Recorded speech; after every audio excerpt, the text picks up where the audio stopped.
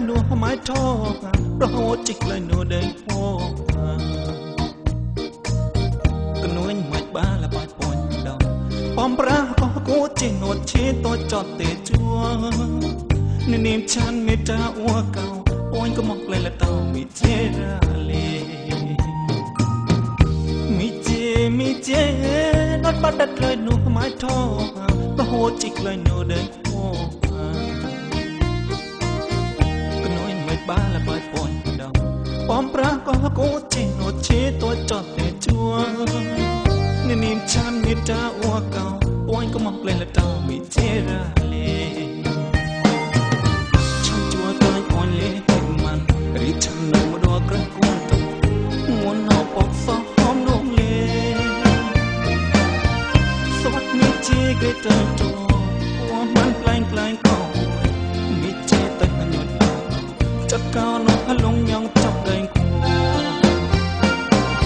cười cái tàn to vô to phăng lên bay kêu hả bác có mi chế kêu hả bác có mi chế quê nông lê chọc tôi là một bao nhà tao cho say lòng mua bài hệ lệ kêu theo chất anh sầu cao lắm cho mấy nụ mình e kra lắc rồi quát tên lối thao cao raจะเมนูมันนี่กระหับใจก้อยกระลังทักมาจะบัดจารองยิงใกล้กอดฉันตัวเงียบปากจะบัดดอนหลอกลายก้อนน้ำตัวมัวงัวทอดใจละมันหาญาติก้าวนี่ก่อนลำยองเกรงกระตันก้าวออบโลกก็มีเจ็บมัวมันนี่ทอมืดมัวระเล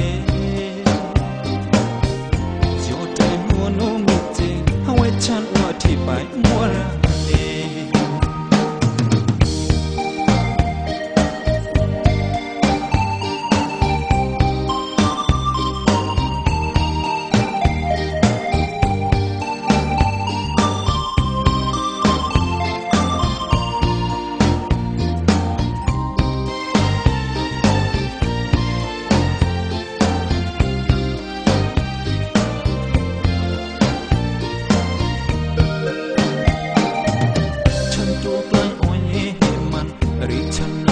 กระโกดจะมอง